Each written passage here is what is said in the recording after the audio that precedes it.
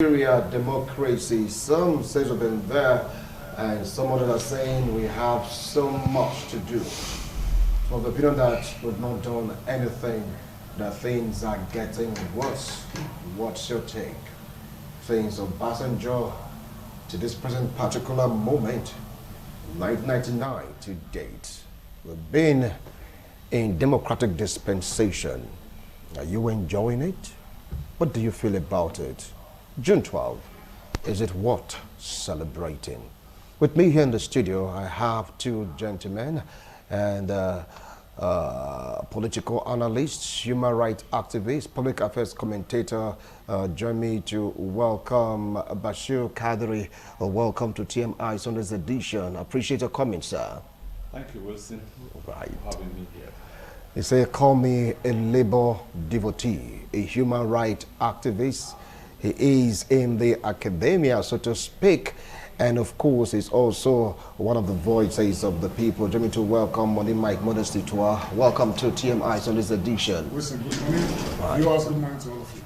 And good to hear also from two vibrant youths. Yes, you know, they have this code of respect and honor. They would have been here, but we're like, let our elders be in front. I'm talking about Okoro Obaraye Osaho and of course Aibogo Imam. You're going to hear from their own perspective as youths of this great country. Let me come to you, Bashir Kadri. Democracy Day, June 12. The president came out and gave a speech about the state of the nation. And of course, some youths came out, some for the administration, while others saying that, look, enough is enough. This administration must come to an end. It was a story from both ends. Mixed tales that played out yesterday as Nigeria commemorates Democracy Day, June 12. What do you feel about the event, the activities, and everything that played out yesterday? Well, thank you, Wilson. The truth is that Nigeria is passing through its own phase of democracy. Every country has its own history. Every country has its own passage. No two countries are the same. Having said that by way of premise, it is true that our country has been theatrical. I use the word theatrical because what has played out over the years has been a drama. But one thing that is very clear is that 22 years run by, we have been able to sustain our democracy. Even though it's not what we expected, but we have been able to put something down to begin to pursue. We also are privileged not to have military government interference into governance in this country. We also need to also understand that the issues of democracy today is in our hands. All of us have a role to play to make it work. Yes, people say it's not working. The election process, how did it go? Who are those behind the elections? Who are those that does the elections? Who are those that organize the rape of the elections? Who are used to promote some of these terrible experiences? If we are saying that democracy is not working in Nigeria, I would say no, because it's growing. It might have its own terrible experience, but I think it's still a better way we have to go. Having said that, my conclusion on this phase of the discussion is that first, when a country is going through this kind of turmoil, then it means that the country is going towards getting it right in its own experience. History has since told us that several countries across the globe, if we take the French, before the French Revolution of 1789, if you know what happened in France at that time, and know that that was a peak that brought France to now become a world we are now referring to as First World. If you remember the story even of the Cuba, and of course you also remember several other stories even in the Americas.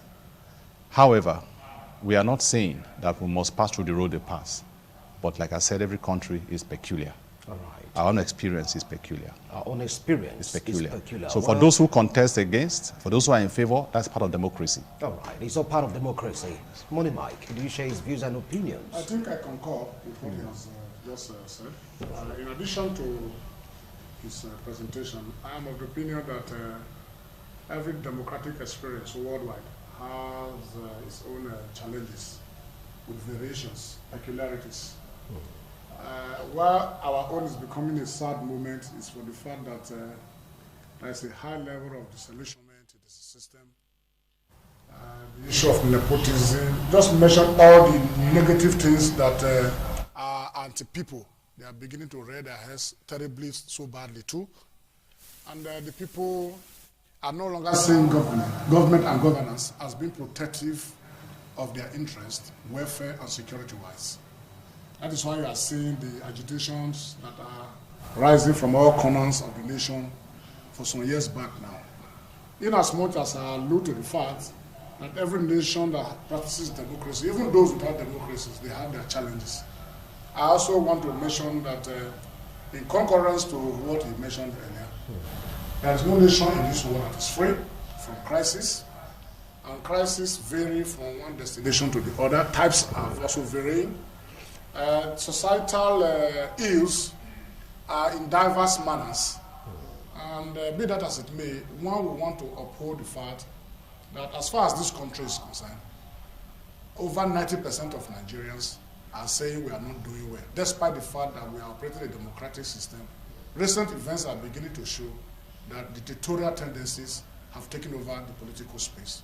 And as far as the country is concerned, people are becoming very authoritarian and very, very dictatorial as against the principles of democracy and the enshrined rules in our constitutions. People have rights to protest for or protest against. It's part and parcel of democratic norms. But the way and manner you go about it is what determines the aims and objectives, the real aims and objectives of your motives. Yesterday, you saw those who were protesting against, asking that Mr. President should go, and you also saw a few persons in Abuja who later will learn through themselves that they were hired, paid 1,000, 1,500 to put up that show. But they are entitled, whether they are hired or not, as Nigerians, they are entitled to protest, provided the protest is not done to bring the nation to its knees or done to deliberately destroy, maim, and kill people in the Federation. Let me also tell you, I do not believe that we are going very well. Many years back, we took very giant steps, but I also want to tell you, many years thereafter, we have taken very plenty of negative steps. Negative steps? Negative steps. Negative steps that has kind of slow us down so terribly. Things are falling apart. The center can no longer hold. Mere anarchy is now losing upon the nation. The Falcon can no longer hear the Falconer. You can just imagine that. And we expect the number one citizen, who is the commander-in-chief, to take the bold steps to listen to the citizens to say yes. If, for instance, I am not disposed to taking social steps because it is not in my mind, now that majority are of that opinion, let me buy into it and let's see the outcome. Okay. Pull yourself into it. Pull the nation and all the ethnic groups into it, and let's resolve these issues. Okay. In the United Kingdom, there were situations of secession plans here and there. In many countries of the world, you find these things. But how you are able to resolve them is what is important to us. All right, I will come back to you. Unfortunately, we are not the headquarters of poverty and hunger in the world. I will come back to you. From what he said, because I want to throw that question out to you. You said we're not doing well, because the question was, are we really doing well since this democratic dispensation started from Obasanjo to this present moment? Are we really doing well as a nation? Now, the word doing well is to suggest that we want to be slightly judgmental.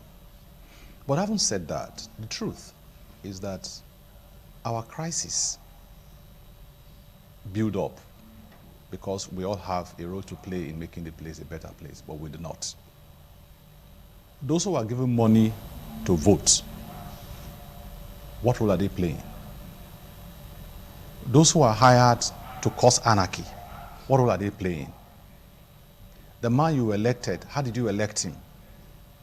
How did you make your choice?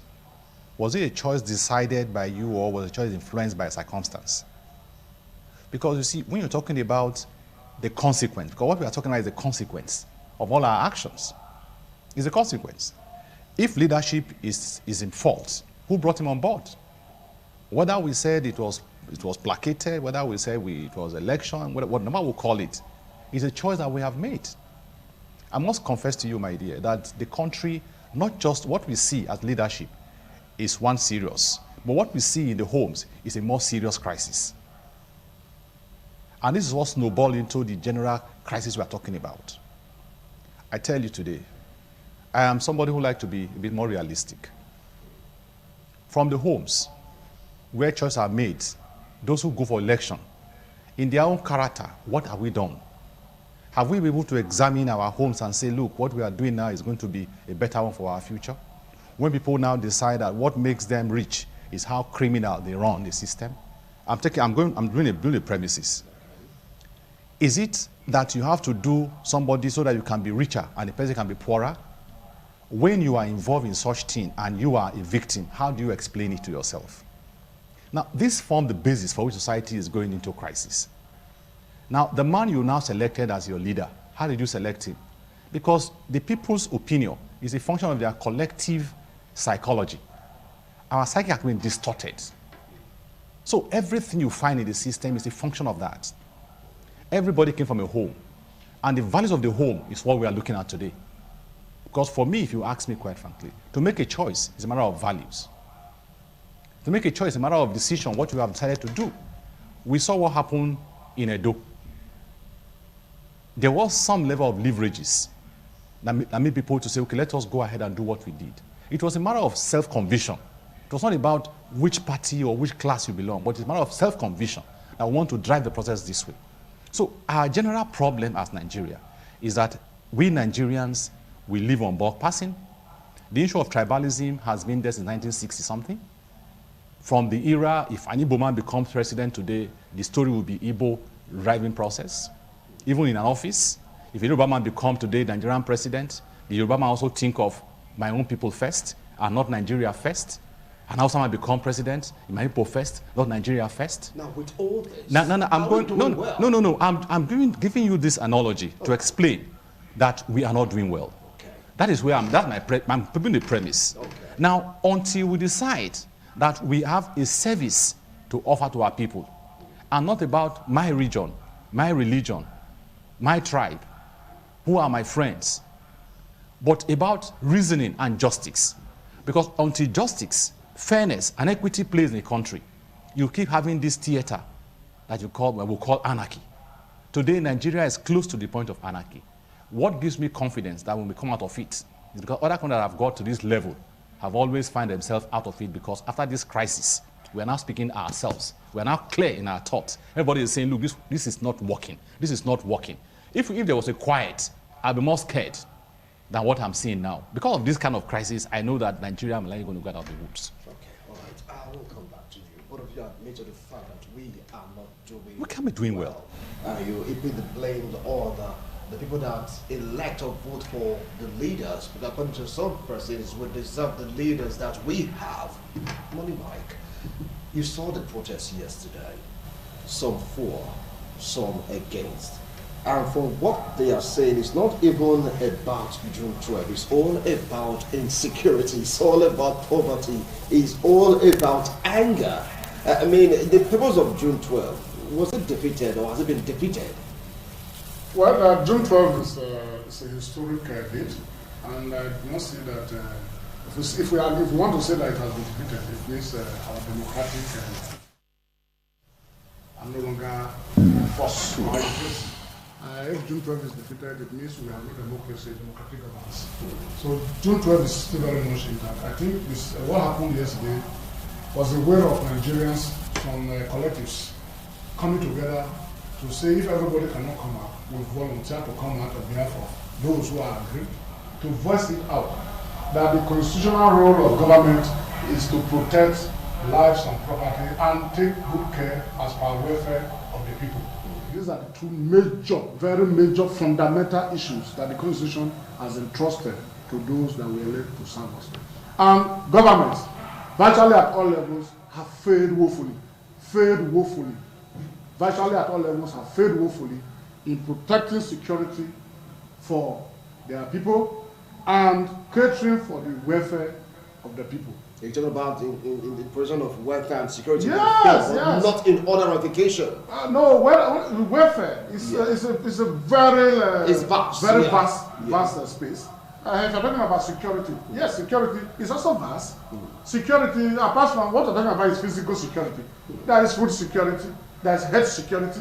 You may just mention it, economic security. All these types of security we are talking about, we have become so very secure in virtually all of them. We are so very much insecure in virtually all of them. Welfare and improvement in how we are living. Check the indices. How many state governments or federal government or local governments now have the resources? Even when the economy was booming, then we are able to provide water supply to our people. How many homes are being built for our citizens? They have spent trillions of naira, if not even dollars, on electricity. Do we have electricity? Not too long ago, I read that our generation dropped to 2,613. After how many years the democratic governance? After spending trillions, yet we don't have light. You are operating this studio right now. If I'm not mistaken, it's possible your generator is running on diesel. And if your gen is running on diesel, anybody who is coming here to do advert have to pay the cost. Likewise, what is the inflation rate? Can we have 2 square meals a day now for Nigerians? Many homes can't even afford 1 balanced square meal a day. So there are massive failure everywhere. So the anger is high, the hunger is high, the disillusionment is so high. So those who came out yesterday to voice it out, the collectives that came out to voice it out, were representatives of the people, so to speak. If I come out open and close, we are not doing well. Agriculturally, have we progressed? No. So, like I said before, we made some good giant steps in the past, but previously we have taken millions of steps backwards. Just analyze them sectorally, in all sectors. Now, we have more universities in Nigeria than before, but what is the quality of our university education in Nigeria today? What is the quality? Even apart from that, our basic education, secondary technical education, have we done well apart from some few states that have made deliberate investments? How many children are out of school today? The number is increasing. The insecurity, let's match it with education. Now you can understand and see that virtually our institutions in the north are now being ravaged by kidnappers, bandits, Boko Haram, and all of them. And people are being scared out of schools. Parents can no longer allow children to go to school, especially in the north. Even in the southern part of Nigeria, everybody is scared because you don't know what happens. All right. Just crisscross the length and breadth of the country. So government generally has failed in meeting the constitutional requirement of security for the people and improvement in the welfare and conditional living of the people. Therefore, like my brother said, we are praying that Nigeria should not travel the road of Somalia. Right. We are praying that Nigeria should not travel the road of Rwanda. We are praying that God should intervene.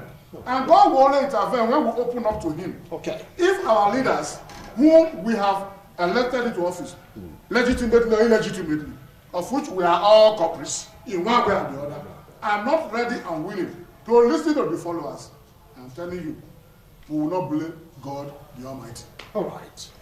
Various administrations have been trying to fix Nigeria. Since 1999, Obasanjo came, did his bit, Yaradua, Jonathan, you just name it. And of course, to our president, Buhari. Well, like saying that the project Nigeria is difficult to comprehend and is difficult to fix. How true is this assertion? Now, I'll tell you, Wilson, it's not as difficult as it's trying to present. But I will tell you the truth. You see, when your source is faulty, your results will be faulty. That's the truth. Now, we'll be looking at all of these stories. What is the plan for the next steps? One of the things that I see about our country is that we plan in the face of crisis. We do not anticipate crisis. And as a country, and as people who expect to lead Africa, we're supposed to anticipate crisis and put things down to resolve them. What we do is that the machinery or the institutions that we want to use in solving these problems are always used as a conduit to siphon the public fund. Just imagine that you invested so much in security, and what we hear in investigation is that one Sambo was involved in that money, and the money was distributed as if it was a free gift to everybody. Now, what do you expect to have in a military that has not properly been encouraged. So for me, there's a lot of problems. But I think what we need to do, instead of lamenting, is for us to sit down and how do we fix it? That's why today I said that these discussions that have been going on in the country in the last 1 year now or two, where everybody is agitated, means that we are going towards where we have to sit down and think. Not blame game. Because the story is now over and above blaming. It's now an issue of everybody is engulfed. Even the presidency is not free. That's the truth of the matter. No matter how secure you think you are, when people are poor around you, you are not secure. You're not secure. If you build the fences as tall as the sky, you are still not safe. Because the guys who work for you are the entrance. Except you will not come out. And if you don't come out, you're a prisoner. So you must come out. If you come out, they will follow you. So the point is that time has come for us to now sit back and think. Gentlemen, what do we do now at this point? We're in a crossroad. It's either we get it right or we are all collapsed. For me, Nigeria is a country that all of us are. Anywhere you go to in this world today, whether you travel America, travel the UK, you stay there for 200 years, if you ever live for 200 years, the question will be, where are you from? Nigeria. And Nigeria is collapsed. So what is your name? Irresponsible person. So the truth is that we must protect our country to make it a country of envy. If we have everything we require, and yet we cannot put things in place to make them work. Let me tell you, Wilson, one of the biggest challenges we have is there's institutional collapse. There are institutions. What we build is individuals, not institutions. And other countries that succeed in life build institutions. Institutions now do what we call interface with these issues and put things in place to solve them before they come. Now, if you go to other countries of the world and watch the way they go about their things, the institutions run the system, not even the individuals. But here, institutions have been collapsed deliberately or otherwise, or out of ignorance. And individuals now become the superstar that run the system. So how do you expect a country that have no institutions, that don't run institutions, to survive?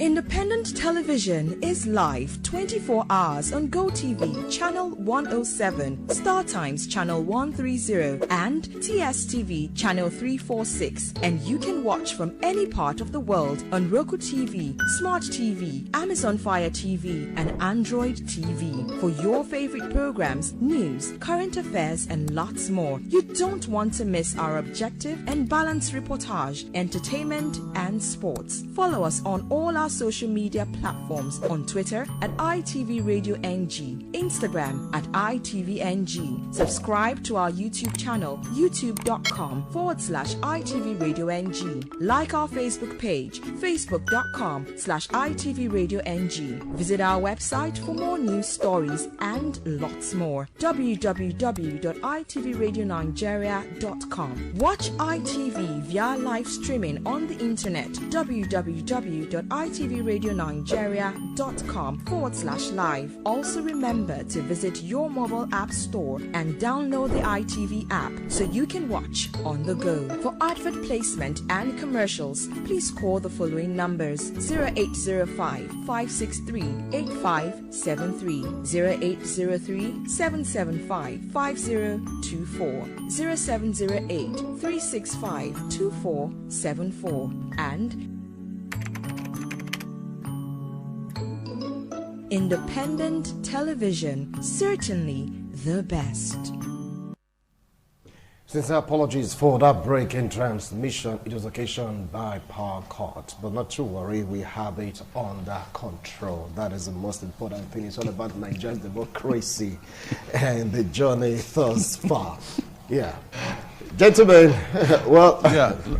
Please, I'll call the point you were making. Okay. Mike, why are you giggling? Now, let me tell you this, Wilson. All right. Now, just now, what we saw now was a reflection of the Nigerian society, where people wait until there's a problem before they solve it.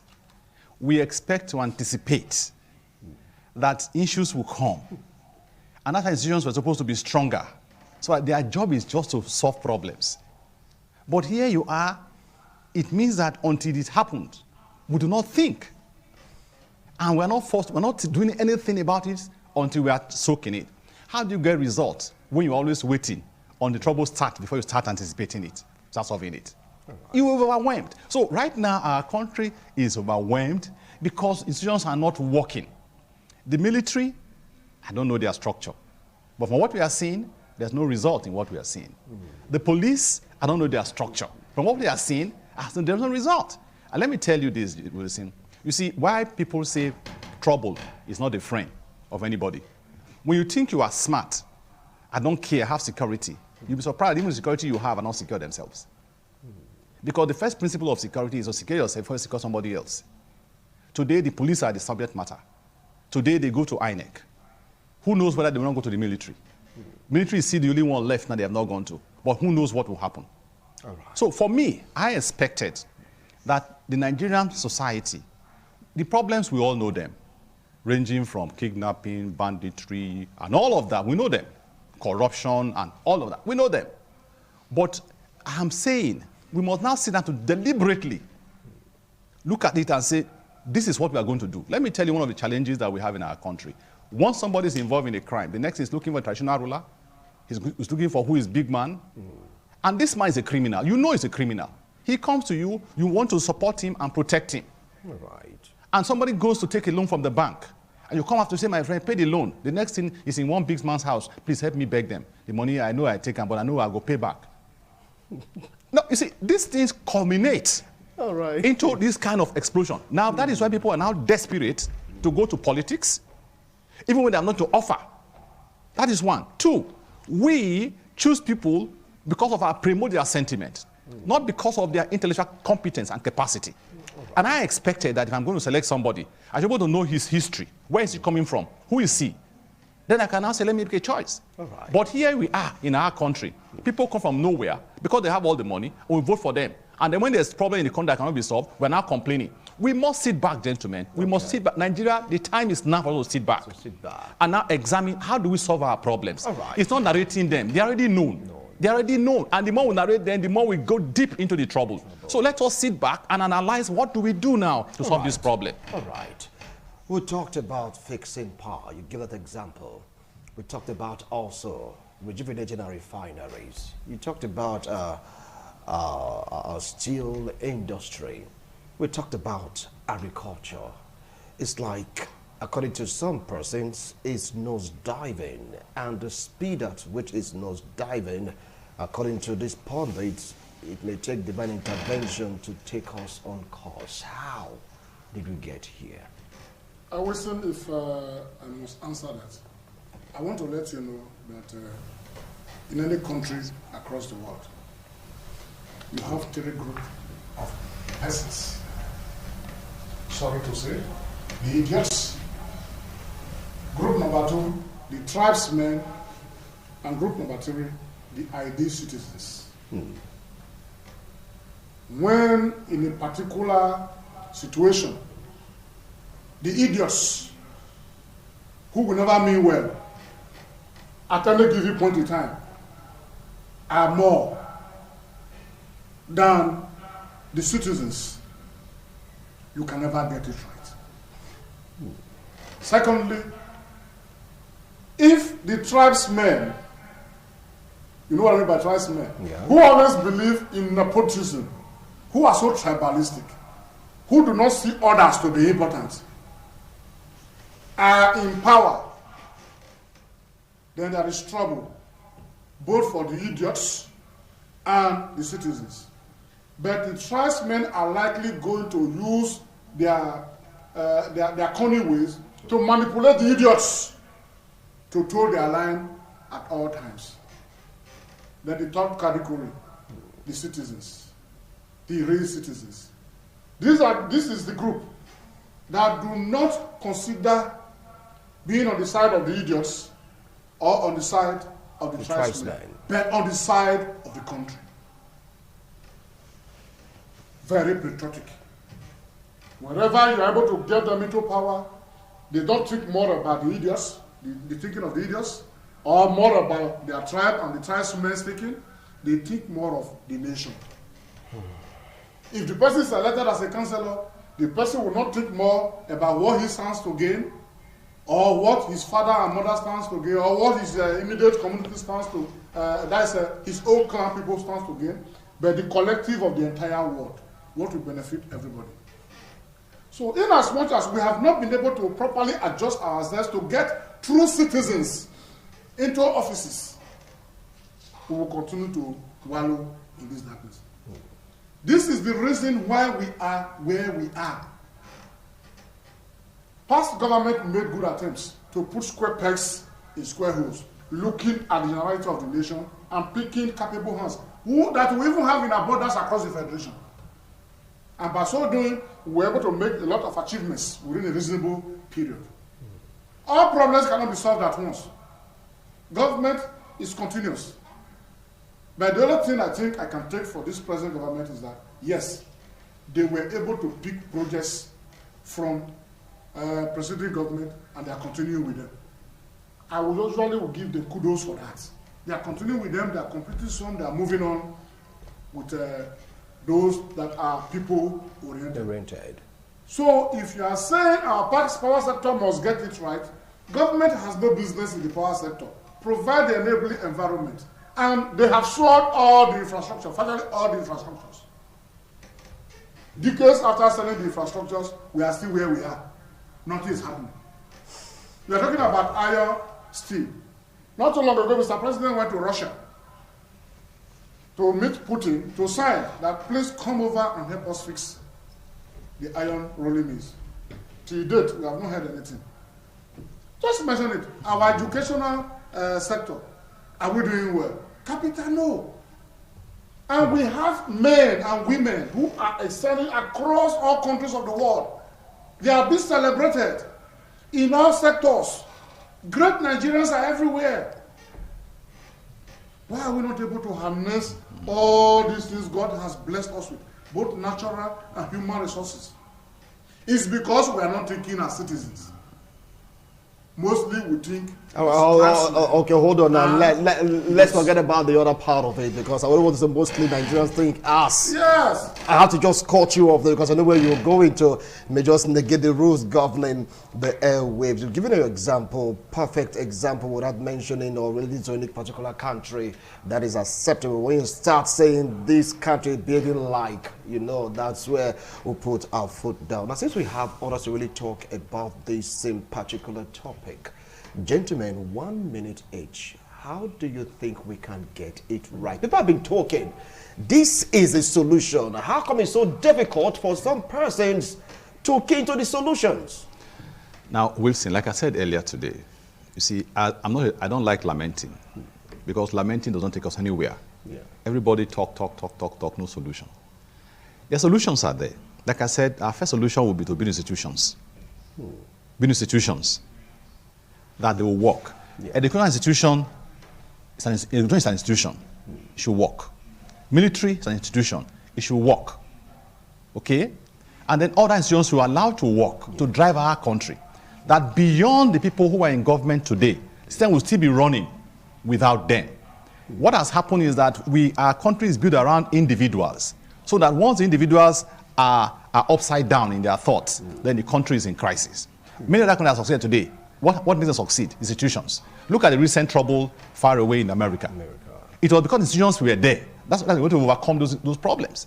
If it was in Nigeria, we'll be swallowed. So for me, my solution is that let us sit down. Now we are at this point of crossroads by everybody. We are all talking now. No, this is not right. This is not right. From north to the east to the west, everybody is talking. Okay? This is a good time for us to now say, let's set the structure in place. Let's build our institutions to work.